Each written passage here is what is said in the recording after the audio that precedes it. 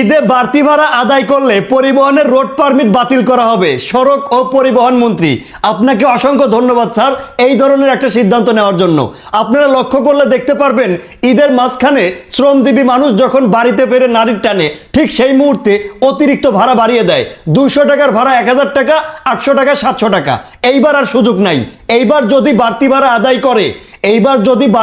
আদায় করে ঈদের মধ্যে, তাহলে সেই পরিবহনের রোড পারমিট বাতিল করা হবে। সড়ক ও পরিবহন মন্ত্রী ঘোষণা দিয়েছেন। প্রিয় বন্ধুরা, এইখানে শুধুমাত্র পুলিশ প্রশাসনের উপরে দায়িত্ব ছেড়ে দিলে চলবে না, আমার আপনারও কিছু দায়িত্ব রয়েছে।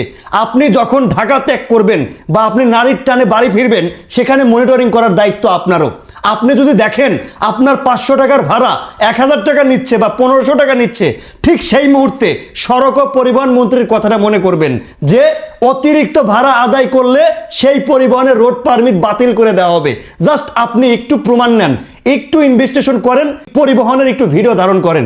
সেটা কি পরিবহন, তার স্টাফরা কারা, এই জাস্ট একটু ভিডিও ধারণ করেন। পুলিশ প্রশাসন ভোক্তা দপ্তর তো আছেই, পাশাপাশি এই যে একটা গ্রুপ, এই গ্রুপটা আপনাদের গ্রুপ। আপনি যখন নারীর টানে বাড়ি ফিরবেন বা যে কোনো দুর্নীতি দেখবেন, জাস্ট ভিডিওটা ধারণ করবেন। যেখানে অতিরিক্ত ভাড়া নিবে, যে পরিবহন হোক, জাস্ট খালি পরিবহনের ভিডিওটা ধারণ করেন যে অমক পরিবহন এই যে ভাড়া এত টাকা ছিল, কিন্তু ঈদ উপলক্ষে 200 টাকা বা 500 টাকা বাড়িয়ে নিচ্ছে। জাস্ট ফুটেজটুকুন ধারণ করে এই যে আমার এই গ্রুপে আপনারা আপলোড করে দেন। প্রতিবাদ হবে ইনশাল্লাহ, এবং এটা আমরা সামনে নিয়ে আসবো। এই যে পরিবহনের ভিডিওগুলো ধারণ করে এখানে আপলোড করবেন, দুর্নীতি যেখানেই থাকবে সেখানে অ্যাকশন হবে। এই যে গ্রুপটা, এই গ্রুপটা আপনাদের গ্রুপ, এখানে আপনারা জয়েন করবেন, জয়েন হয়ে এখানে থাকবেন।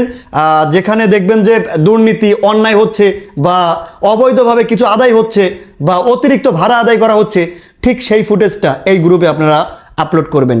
এই গ্রুপটাও অনেক দিন আগের, বাট আমি এভাবে আপনাদের সামনে আনিনি। আমি দেখলাম আপনাদের সুবিধার্থে অনেকে আমাকে মেসেজ করেন ইনবক্সে বা কমেন্ট করেন যে ভাই এমন জায়গায় এরকম হচ্ছে, দুর্নীতি হচ্ছে, ভাই এই যে বাড়তি ভাড়া আদায় করতেছে। আসলে প্রত্যেকে জনে জনে গিয়ে সেটা দেখা বা কাউন্সেলিং করা আমার পক্ষে পসিবল হচ্ছে না।